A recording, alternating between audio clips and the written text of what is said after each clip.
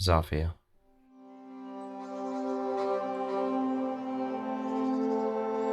A country unlike any other. Expanding the borders of a new country is commonplace, and with expansion comes the discovery of new resources, land masses, and cultures. Since expansion began in 2020, every race that has been discovered has been able to adjust to Xofian norms and traditions. The chickens, the wolves, the Mooshrooms, and even the chests. However, a certain group of inhabitants have yet to integrate themselves into Xofian society.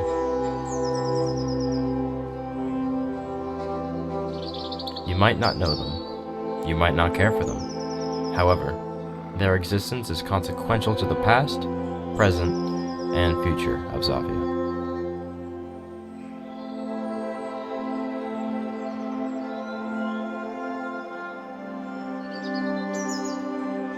Their presence has lurked silently in the shadows of colossal skyscrapers, but soon their silence will have ended, and Xofia will have to make a decision.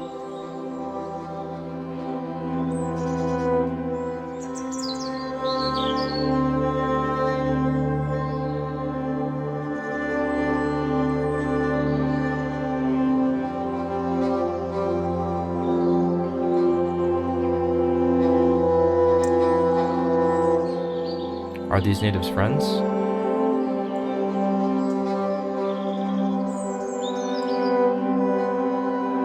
Or are they foe?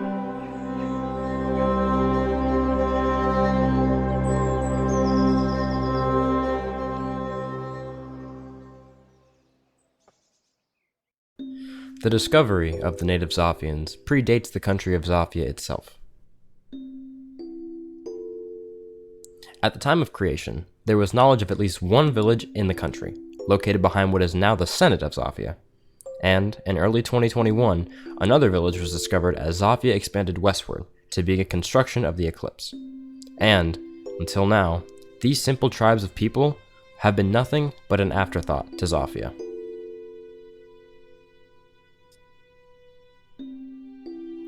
However, with the 15th election on its way, it seems inevitable that the natives are a part of Xofia's future. FNN took a deep dive into how these natives live. I, along with my field research team, took our equipment to the village near downtown Xofia to get a better understanding of our neighbors.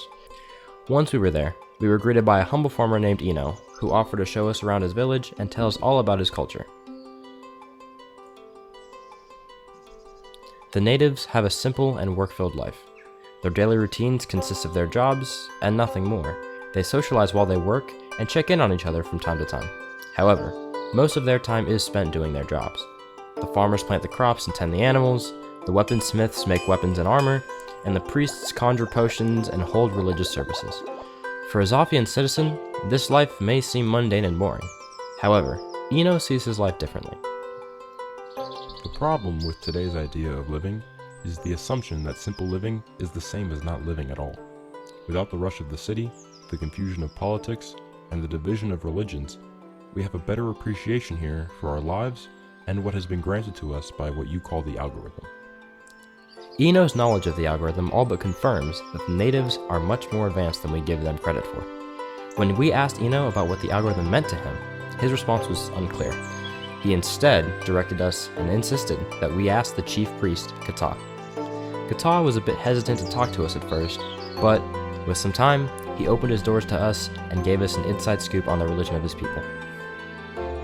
Kata explained to us that the religion of the natives is actually not founded on the algorithm. Instead, the religion is based on the idea of creationism. For the villagers, their creator is someone to be honored and worshipped, similarly to how Viurists honor and worship the algorithm. For the natives, the algorithm is more a friend, someone of equal mind. While Kata didn't give us any deep details on the natives' religion, FNN's lead field journalist did notice the pattern on Kata's cape closely resembled that of an ancient carving on a relic uncovered by Xofia while expanding. While we still don't know everything about this ancient religion, FNN's research team will follow the events of the religion closely. The political landscape of the natives is far different from Xofia's, and far simpler. They don't have a leader, a government, or any general laws.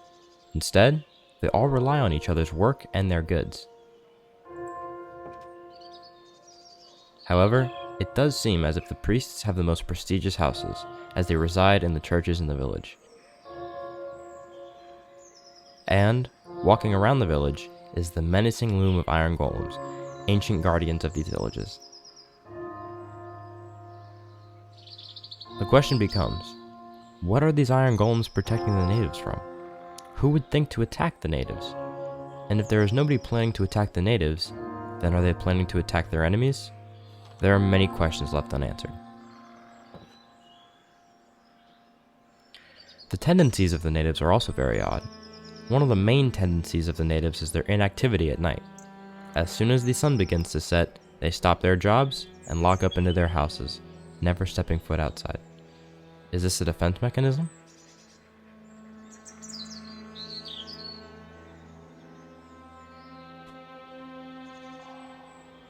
Recently, FNN has obtained word that in the upcoming election, a new party will be introduced to give these natives some solid representation in the government. The Party of the Indigenous People of Xofia, or PIPOX, will be a party run by native Xofians, and hopefully, bridge the gap between the natives and the more advanced Xofians. However, the introduction of a new party is not very popular among the people of Xofia.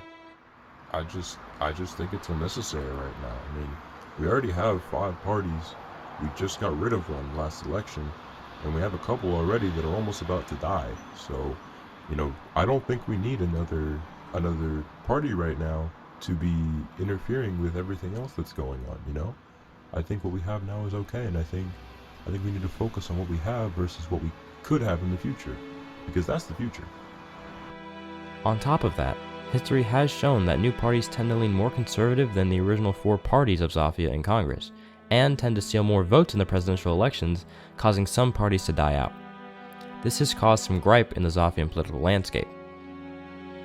Of the 5 presidential candidates running this election, only 2 support the PIPOX, Mar Pipestat of the Rubber Ducky Party and incumbent Bet Festic of the Cheeto Party.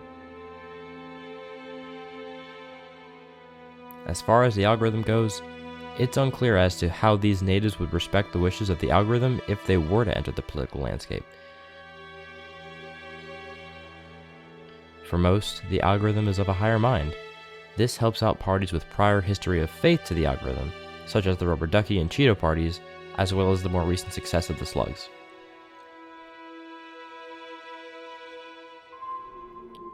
There are also some questions that need answering from the Xofian government. If Xofia's plan was to wait until the time was right to deal with the natives, then what happened to the village behind the Senate? Was it destroyed to make room for the courthouse, which was built before approval by the Senate? And where did its people go?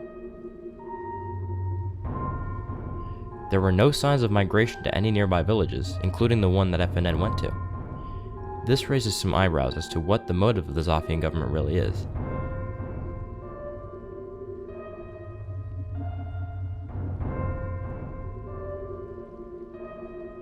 Did they know something about the natives that we didn't?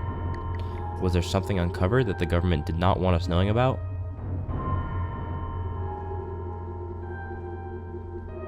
Without a doubt, this election seems to be a pivotal moment in Xofia. A lot of the country's geopolitical future is being considered in this election.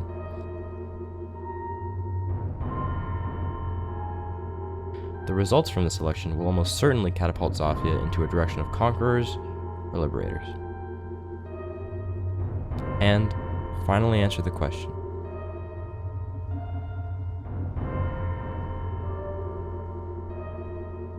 are these natives friends, or are they foe?